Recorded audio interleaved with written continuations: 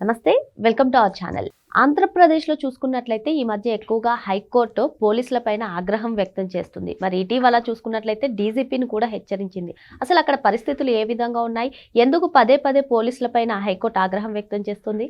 ఇదే అంశంపైన చర్చించడానికి మనతో పాటుగా ఉన్నారు ప్రముఖ ఆర్థిక, రాజకీయ, సామాజిక విశ్లేషకులు అరిసిమెల్లి శ్రీనివాస్ గారు.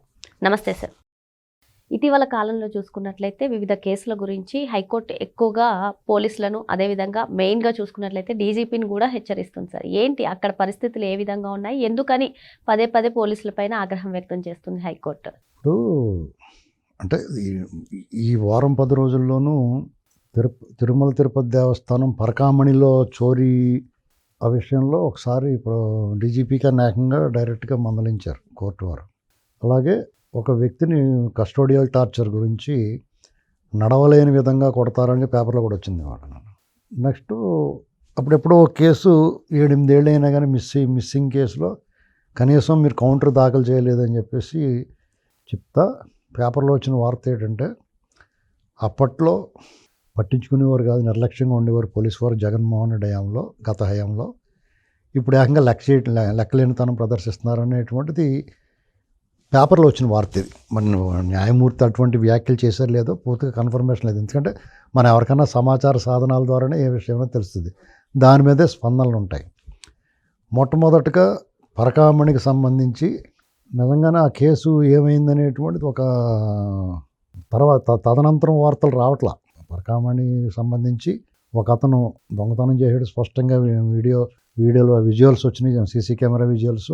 అతను దాంతో ఆస్తులు పోగుపెట్టాడు. దాన్ని వైసీపీ నేతలు కరుణాకర్ రెడ్డి లాంటి వాళ్ళందరూ కూడా దొబ్బి అతను తప్పించారు.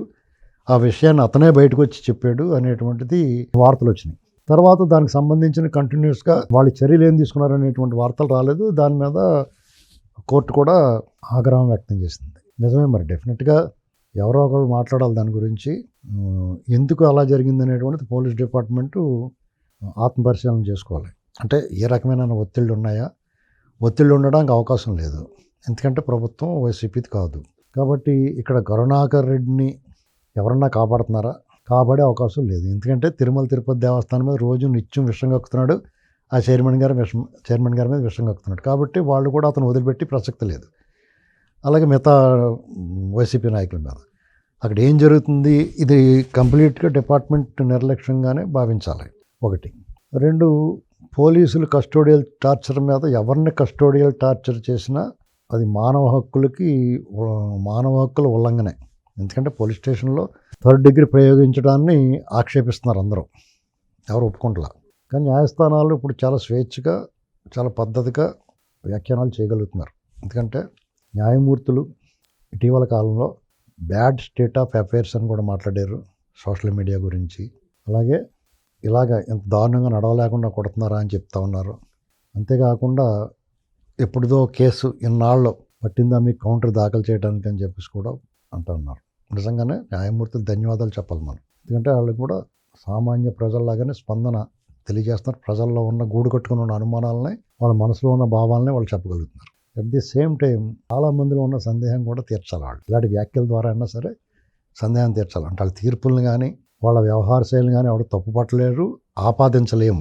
కానీ ఇలాంటి వ్యాఖ్యలు ఎలాగైతే చేశారో అలాగే ప్రజలకు, సామాన్య ప్రజలకు ఉపశమనం కోసం జగన్మోహన్ రెడ్డి లాంటి ఒక ఆర్థిక నేరస్తుడు ఈ దేశం విస్తుపోయేంత పెద్ద ఆర్థిక నేరం చేసి 12 సంవత్సరాల ఒక 2-3 నెలల చిల్లర అతను బెయిల్ మీద ఎందుకు తిరుగుతున్నాడు, కనీసం విచారణకు ఎందుకు హాజరవ్వట్లేదు, హాజరవ్వకపోవడానికి ఏ వ్యవస్థలు విఫలమైనవి, ఏ దర్యాప్తు సంస్థలు విఫలమైనవి అనేటువంటిది కూడా ఒకసారి న్యాయమూర్తి గారు వ్యాఖ్యానిస్తే బాగుంటుంది. ఎందుకంటే చాలా క్రితం ఒక సుప్రీంకోర్టు ప్రధాన న్యాయమూర్తితో లేకపోతే న్యాయమూర్తి గారు ఒక ఆయన ఆర్థిక నేరస్తులు ఉగ్రవాదుల కంటే ప్రమాదం అని చెప్పారు, వ్యాఖ్యానించారు. రాజకీయ నాయకుల మీద నేరాలు ఆరోపించబడితే వాటిని సత్వరం పరిష్కారం చేయాలని చెప్పేసి, వాటి మీద దర్యాప్తు చేసి విచారణ జరిపించాలని చెప్పేసి, 1 సంవత్సరం లోపల తీర్పులు వెలువడాలని చెప్పేసి వ్యాఖ్యల రూపంలోనే సరే అంత పెద్దవాళ్ళ నోట్లోంచి వచ్చినాయి అంటే అది శాసనం లాంటిదే.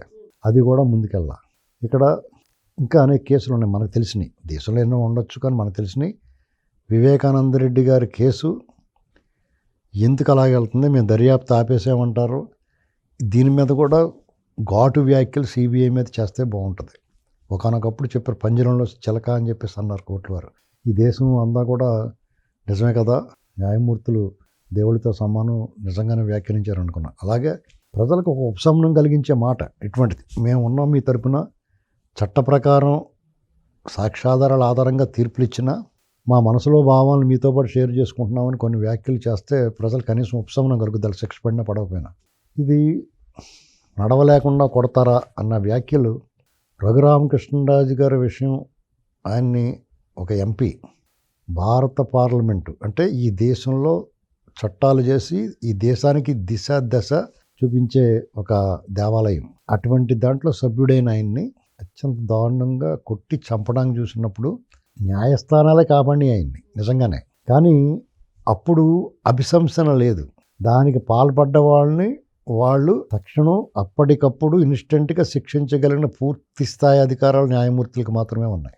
అక్కడ కోర్టు ఆదేశాలను ఉల్లంఘించిన పోలీసు అధికారుల మీద ఆనాడు చర్యలు తీసుకోలేదు. ఎందుకంటే ఆయన్ని ప్రైవేటు ప్రభుత్వ హాస్పిటల్లో పరీక్షలు చేయించి అప్పుడు వాళ్ళ ముందు ప్రవేశపెట్టమన్నారు. కానీ ఆయన అరెస్ట్ చేశారు, సబ్ జైలుకి పంపేశారు. అదేంటి మేము ఆదేశాలు ఇచ్చిన సబ్ జైలుకి ఎందుకు పంపించారన్న విషయంలో ఇప్పుడు ప్రవేశపెట్టనన్నారు. ఇక ఇప్పుడు కుదరదండి, రూల్స్ ఏదో చెప్పారు వాళ్ళు. ఇలాగా కోర్టు ఆదేశాన్ని యథేచ్ఛగా బేఖాతరు చేశారు పోలీసులు. ఇలాంటి కోకొల్లలుగా జరిగింది. అవాళ ప్రజలందరూ ఆక్రోశంతో చాలా ఆవేదనతో ఉన్నారు, ఏంటి ఏమైపోతుందని. చంద్రబాబు నాయుడు గారు లాంటి వ్యక్తిని కేసు నమోదు చేయకుండా పట్టుకొచ్చి తర్వాత కేసు నమోదు చేసి ఆయనకు ఆధారాలు మనీ ట్రయల్ చూపించకపోతే కూడా ఆయన రిమాండ్ ఇచ్చారు. ఎందుకు ఇచ్చారు? అది కరెక్టేనా? అంటే వాళ్ళు కూడా సమాధానం జవాబుదారీ ఉండాలి. ఇప్పుడు న్యాయస్థానాలైనా ప్రభుత్వాలైనా ఎవరైనా సరే ప్రజాస్వామ్యంలో ప్రజలకు జవాబుదారీగా ఉండి తీరాల్సిందే. కొన్ని తీర్పులు రిజర్వ్లో పెట్టేసి వేళ్ల తరబడి మొరగబెట్టేస్తున్నారు. ఏం కారణం ఏంటి? మీకేమొచ్చింది బాధ తీర్పు ఇవ్వడానికి? వాళ్ళ విచక్షణే. ఆ విచక్షణాధికారాన్ని అలా దుర్వినియోగం చేయొచ్చేవరన్నా అంటే వివాదాస్పదంగా తీసుకోకూడదు. వాళ్ళు మంచి మనసుతో ఒక పౌరుడు ఆవేదన అర్థం చేసుకోవాలి. మరి ఖచ్చితంగా ఇవాళ నిన్న చేసిన వ్యాఖ్యలు కరెక్టే. అంటే ఒకప్పుడు ఒకలాగా మాట్లాడుతున్నప్పుడు మంచికి వాల్యూ తగ్గిపోతుంది కదా. మీరు చేసిన మంచి వ్యాఖ్యలు, సమాజాన్ని ఉద్ధరించడానికి చేసిన పనులు, వాటి విలువ తగ్గిపోతుంది కదా. డెఫినెట్గా పోలీస్ డిపార్ట్మెంటు ఒక్కొక్కసారి అస్సలు సరిగ్గా పనిచేయట్లా. నన్ను కానట్టు చూస్తూ ఉన్నారు వాళ్ళు సుమోటోగా స్వీకరించి వాళ్ళంతటా వాళ్ళు చర్యలు తీసుకోవాల్సిన చోట కూడా ఎవరో ఒకళ్ళ ఆదేశాల కోసం చూస్తున్నారు. ఇది ఎలాగా ఏ వైపుకి వెళ్తున్నాం? ఈ సిస్టమ్ని డిస్టర్బ్ చేసిన వాడిని అందరు కలిపి రోడ్డు మీద వదిలేశారు. 10-15 ఏళ్ళ నుంచి ఈ సిస్టమ్ అంతా కూడా అక్రమాస్తులతోటి అక్రమంగా సంపాదించిన డబ్బుతో ఈ దేశాన్ని శాసిస్తున్న వ్యక్తులు మీరు వాళ్ళందరూ వదిలేస్తే తర్వాత ఎంత ఆవేదన చెందినా ఎన్ని వ్యాఖ్యలు చేసినా అట్లా ప్రయోజనం ఏముంటుంది? ఇప్పుడు కొన్ని విషయాల్లో నేరస్తులు యథేచ్ఛగా ధైర్యంగా ఎందుకుంటున్నారు అనేటువంటిది మీకు మీరు ఆత్మపరిశీలన చేసుకోండి. సిస్టమ్ కరెక్ట్గా పనిచేసి మనం తప్పు చేస్తే తప్పించుకోలేము అనేటువంటి భావన ఏ వ్యవస్థ కల్పించలేకపోతుంది. మనం తప్పు చేసినా పర్వాలేదు, మనం దర్జాగా బయట తిరగచ్చు అనేటువంటి అభిప్రాయాన్ని మీరు కలిగించిన తర్వాత అన్ని వ్యవస్థలు కలిపి శాసన వ్యవస్థ, జ్యుడిషియరీ, ఎగ్జిక్యూటివ్ వ్యవస్థ అన్ని వ్యవస్థలు అలాగే కల్పించింది. దానికి ఎగ్జాంపుల్ జగన్మోహన్ రెడ్డి వాళ్ళ బ్యాచ్. మిథున్ రెడ్డి లాంటి హ్యాపీగా ఈ దేశాలకు వెళ్ళి రావగలుగుతున్నాడు. ఇంకా వాళ్ళకి ఏం నష్టం జరిగింది? దేశం పరుగు పోతుంది అనేటువంటి ఆలోచన కొంతమందికి లేదు, పెద్ద నాయకులకి. ఇటువంటి వాడిని పంపించకూడదని. సరే వాళ్ళు పంపిస్తానన్నాగా నా అడ్డుకోవడానికి కదా వ్యవస్థలు ఉన్నాయి. ఇప్పుడు ఒక ప్రభుత్వం నిర్ణయం తీసుకుంది, చాలా కీలకమైన నిర్ణయం, దాన్ని అడ్డుకున్నారా లేదా?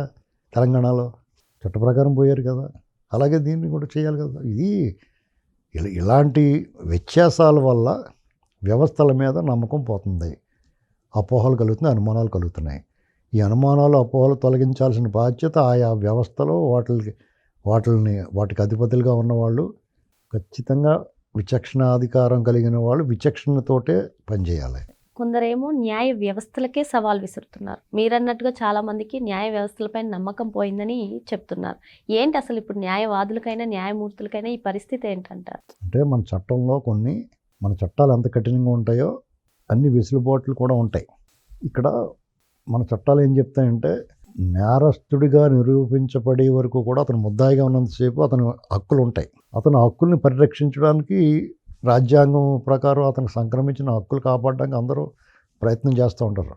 ఇది బ్యూటీ ఆఫ్ డెమోక్రసీ అంటారు. At the same time the ugly face of democracy కూడా అదే.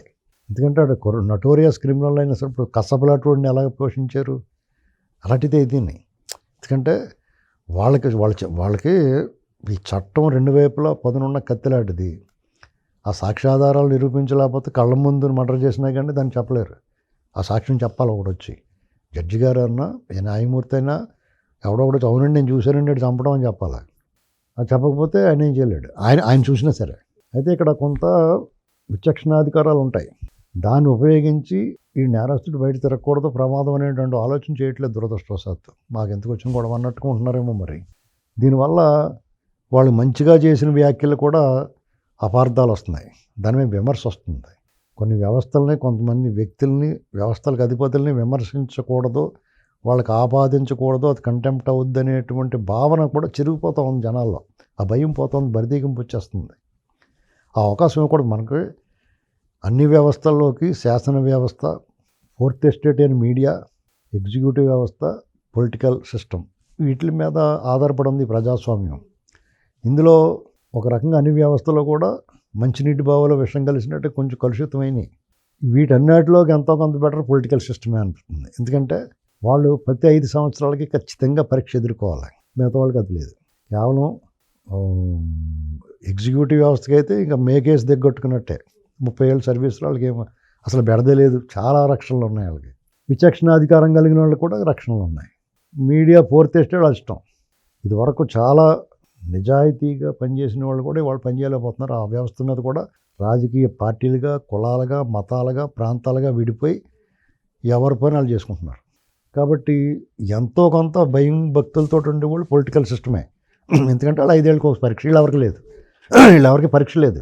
కాబట్టి మిగతా ఈ ముగ్గురు కూడా వాళ్ళు ఎవరు మార్చాలి, ఇందులో ఎవరు తప్పు చేసినా న్యాయ వ్యవస్థ సరిచేస్తుంది. ఆ న్యాయ వ్యవస్థ మీద అనుమానాలు వచ్చేలాగా మాట్లాడుతున్నారు అందరూ. వాళ్ళు కూడా అలాగే ఉంటున్నారు.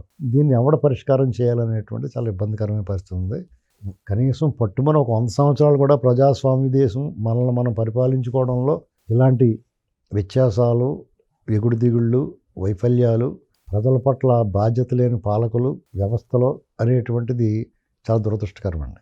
ఎందుకంటే వలస పాలకులు ఏకంగా 100,000 సంవత్సరాలు పరిపాలించేసారు మనల్ని, ఏ నొప్పి లేకుండా. మనకు స్వాతంత్రం వచ్చి 75 ఏళ్ళు 76 ఏళ్ళు అవుతుంది. దీనికే మనం అపసపాలు పడుతున్నాం. ఎవరికి సంతృప్తి లేదు, నిరాశ నిస్పృహలతో ఉన్నారో. ఇంకా అభివృద్ధి చెందుతున్న దేశంలాగానే ఉన్నాం. ఇప్పుడు ఎవరన్నా పెట్టుబడులు తీసుకొచ్చారనుకోండి, దానికి మోకాలు అడ్డుతూ ఉంటారు. ఆ విషయంలో కోర్టులు చాలా వరకు చాలా క్లీన్గా ఇచ్చినాయి. పెట్టుబడులు భూములు ఇవ్వకపోతే మీకు ఎలాగా పెడతారు, పెట్టుబడి ఉద్యోగాలు ఎలాగ వస్తే నోరు మూసుకుండని. ఇలాంటి కొన్ని మంచి పనులు జరుగుతూ ఉన్నాయి. అలాగని చెప్పేసి ఇలాంటి దొంగలు వదిలేస్తుంటే కూడా మనం చూస్తూ ఊరుకోలేం కదా. ఇది చూసుకోవాలి జాగ్రత్తగానే. చాలా ఇబ్బందికరమైన పరిస్థితులు అండి. ఎవరి నియమనాలో శివలింగం మీద తేలు లాంటి పరిస్థితి ఎదురవుతూ ఉంది. తేలు విషపూరితమైందే, శివలింగం మీద ఉంది. రాజ్యాంగము, చట్ట రక్షణలో ఉన్న వాళ్ళు మనం ఏమనలేము. అలాగని చెప్పి వాళ్ళు చెడ్డవాళ్ళు కూడా కాదు. ఆ పరిస్థితులకు అనుగుణంగా ఎవరో ఒకళ్ళు ప్రభావితం చేయగలుగుతున్నారు వాళ్ళని. వాళ్ళు కూడా కాంటపడ్డ సిచ్యువేషన్లో ఏం చెప్పాలో తెలియని అయోమయం పరిస్థితి కూడా వచ్చేసింది. అంటే వాళ్ళు అతీతులుగా ఉండాల్సిన వాళ్ళు అతీతులు కాదని చెప్పి వాళ్ళు ప్రూవ్ చేసుకుంటున్నారు. సిస్టంలో ఉన్న చాలామంది దర్యాప్తు సంస్థలు కానీ, పాలకులు కానీ ఎవరైనా. ఇదంతా కూడా దీన్ని సరిచేయాలంటే మళ్ళీ మరో స్వతంత్ర పోరాటం రావాలి. అది రాదు. మరో అంశంతో మళ్ళీ కలుద్దాం. Thank you sir.